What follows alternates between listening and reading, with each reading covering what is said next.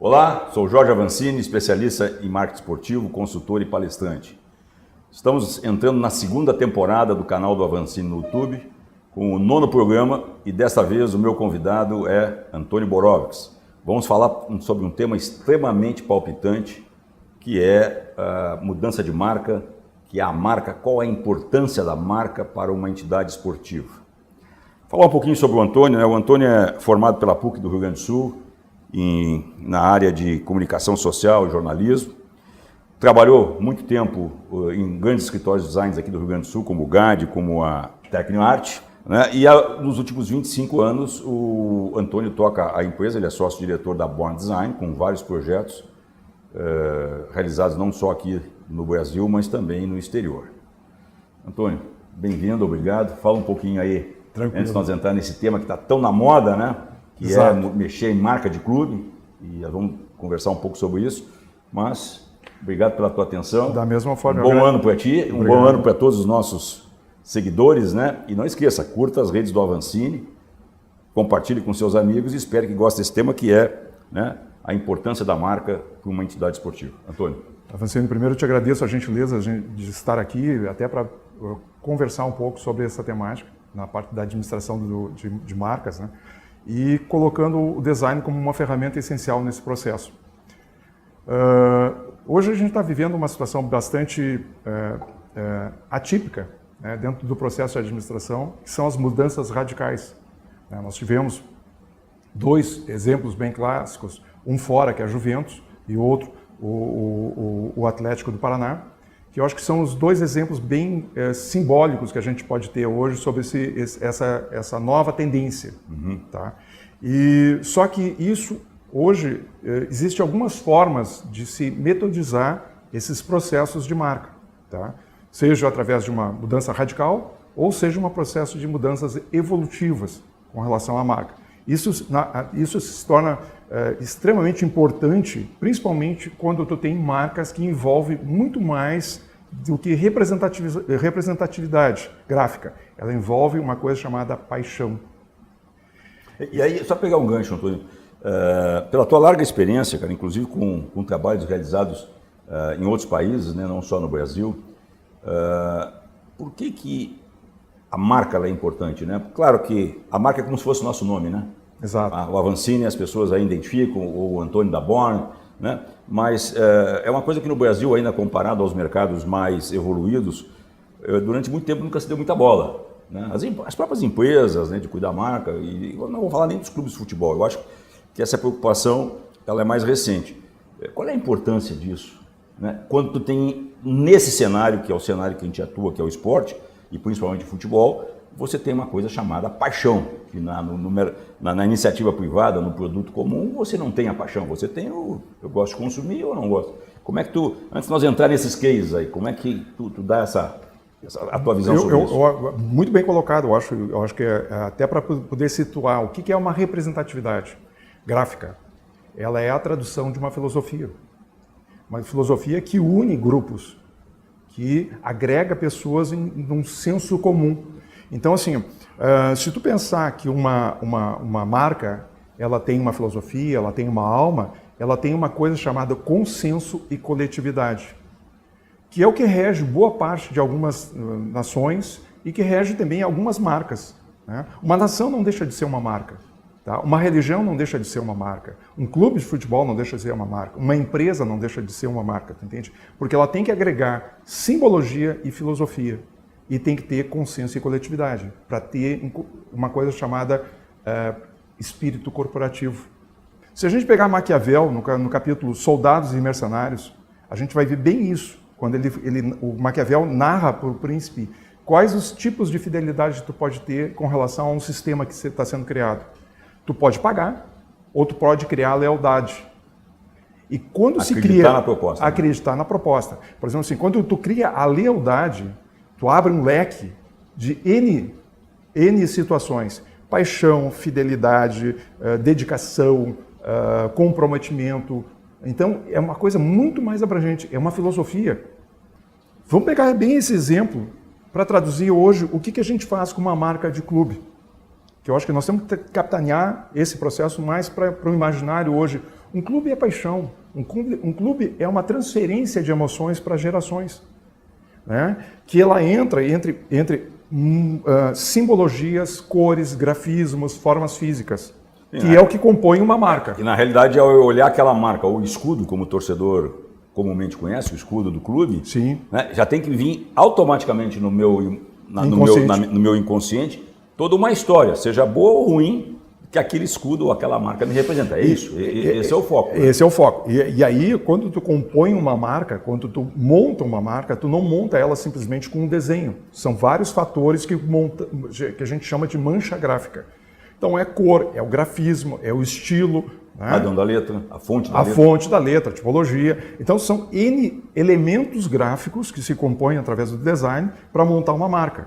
A história da construção das marcas, a gente tem que pensar que ela está em paralelo a uma outra linha de desenvolvimento gráfico. Tá? Então vamos pensar o seguinte, as agregações esportivas elas se constituem a partir do começo do século passado. Né? Então, assim, tu tem 1905, 1910, 1920... Até 1940 a maioria surgiu... Exato. Tanto no mundo como específico no Brasil. Tá? Mas tem uma linha para traduzir uma agregação esportiva que chama-se a linha militar. Tá? Vamos pegar 1895. Processos de unificação de países como Itália, Alemanha... processos de construção militar na Europa. Esquece Estados Unidos, que tem um outro foco disso aí, mas pega onde o futebol e a construção de processos gráficos. Tá? Aonde vem essa inspiração para a construção das marcas gráficas, vem do espectro militar. Então aí tu tem uma coisa chamada heráldica. Heráldica é a tradução de elementos de grupo para traduzir corporações militares. Então vem escudos, vem tipologias mais carregadas, vem divisão entre o que são as simbologias entre cidade, credos religiosos ou monarquias. Né? Até porque muitos clubes surgiram das organizações militares, né? Os amigos, os soldados, na hora de folga, começaram né? Principalmente lá nos ingleses, a base foi na área industrial, na Revolução Industrial, e na parte militar. Pegando isso, vamos trazer agora para o nosso negócio, que é o que gerou a maior auê no mercado aqui no final de 2018, que foi o Atlético Paranaense. Eu defendo que o Atlético sempre é um time que pensa fora da caixa em relação aos demais. O Atlético ele faz uma mudança radical na sua marca, inclusive questionando as cores, né, porque havia semelhança com outros clubes, com até mais conhecimento, que era o caso do Flamengo, do Vitória da Bahia, Atlético Goianiense, e isso gerou um desconforto geral, né? Eu acho que um saudosismo. Eu sou defensor e eu sei que tu trouxe aqui vários exemplos para a gente ver. Qual foi a tua opinião sobre essa questão do Atlético Paranaense ou dos outros exemplos, como a Juventus, o próprio Inter aqui, tu traz uma evolução, o América de Minas, e onde é que o Atlético errou, se ele errou, ou onde é que ele acertou? Eu só acho que ele teve um erro, na minha leitura, né? Ele faz o lançamento na véspera do jogo mais importante da história do Atlético, que era a final da Sul-Americana, que felizmente ele foi campeão, que se não fosse campeão, era uma derrota. Era paixão, né, fica associado a uma marca perdedora. Como é que tu vê isso e dentro do que tu trouxe aqui para ilustrar o nosso seguidor? Vamos pegar então o primeiro exemplo do Atlético, né? Eu acho que isso essa cor, vamos pegar pelo simbolismo, pela cor, até para a gente ter uma análise bem mais... Primeiro, a metodologia, eu acho que foi colocada, ela foi dentro de uma coisa assim, ó, se der certo, deu certo, se deu errado, vai dar muito errado.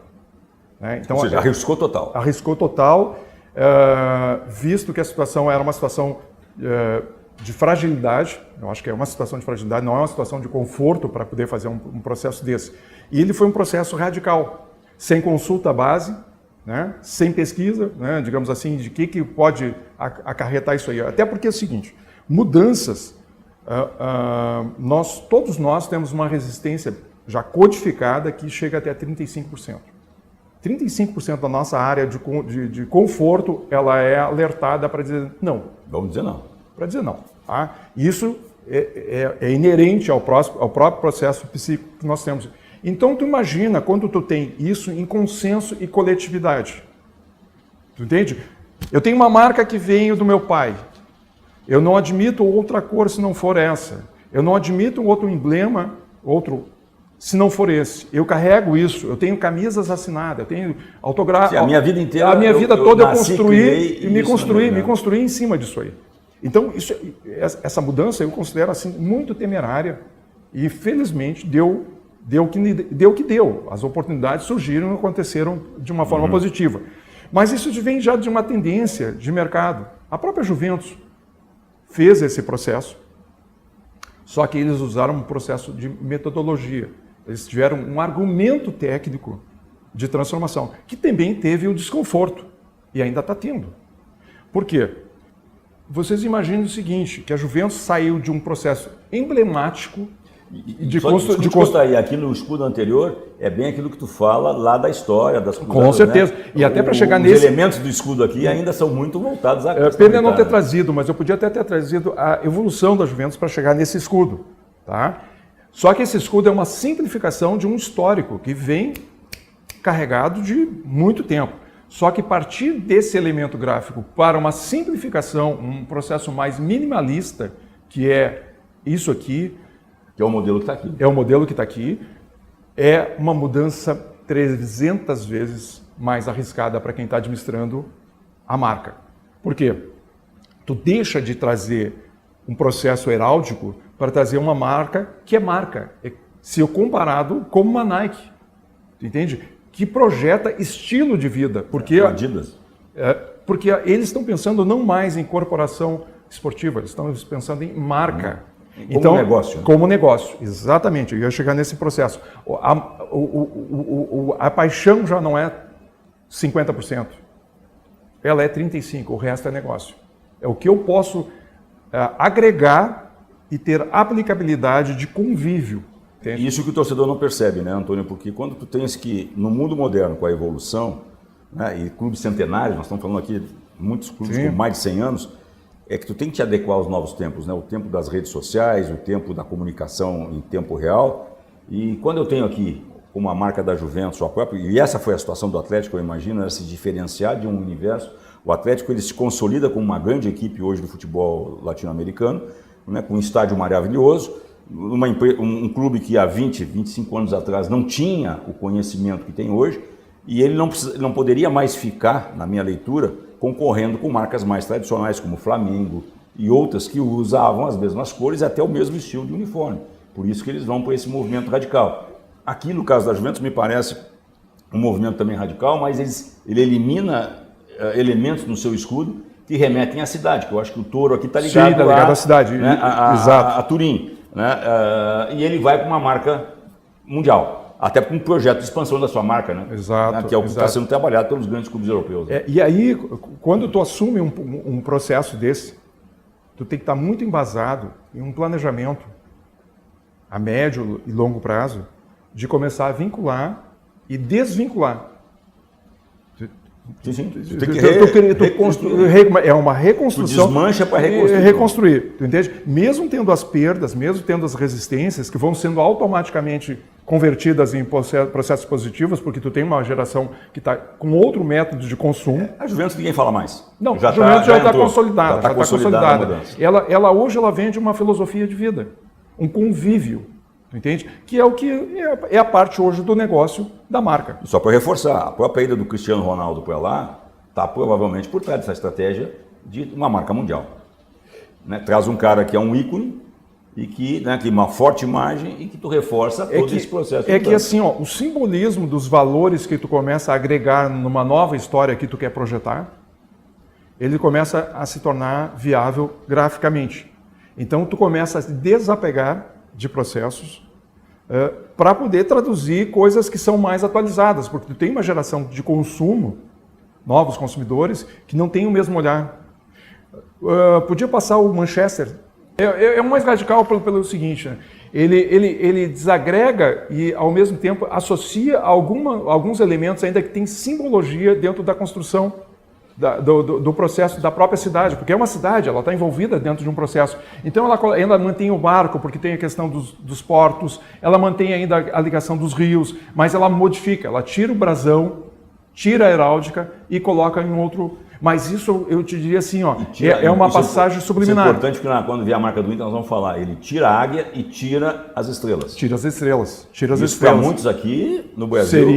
Seria mas é que é assim, ó... Simplifica a leitura, né? Não, simplifica. Só que tu mantém os elementos de agregação. Tu mantém ainda. Porque tem um simbolismo, porque tu tem uma cidade. Então a construção da cidade, do imaginário da cidade, é que fortalece isso aí. Então aí tu tem um elemento associativo, que é a própria comunidade, a própria localidade. E aí tu não consegue desassociar. Um outro que eu acho que pode ser interessante é o Paris Saint-Germain. Paris Saint-Germain também teve uma passagem bastante significativa, atualizando, mas também subliminar. Primeiro, ele não desconstrói, mas evolui nos elementos. Né? O que eles queriam? Queriam reforçar a cidade de Paris. Eles queriam estar agregado realmente a todo o espectro que a cidade tem de imaginário. E tanto é que eles tiram o berço, que é Luís XIV, que é o processo, mas mantém a flor da monarquia. Que é o símbolo da própria cidade. Dos reinados. Então, desde lá dos primórdios eles fazem uma passagem porque eles têm um elemento muito mais delicado. E o melhor simbologia, a Torre Eiffel. Exato. Então, assim, o icográfico da cidade de Paris, não consegue ler Paris, pelo menos tu tem o icográfico da Torre Eiffel. Então, assim, tu consegue fazer uma sublimação... Dá a tua origem. E dá o reforço aos elementos de valorização. Mantiveram um cor, mantiveram os elementos. Porque isso aqui é uma leitura inconsciente, é que nem placa de trânsito.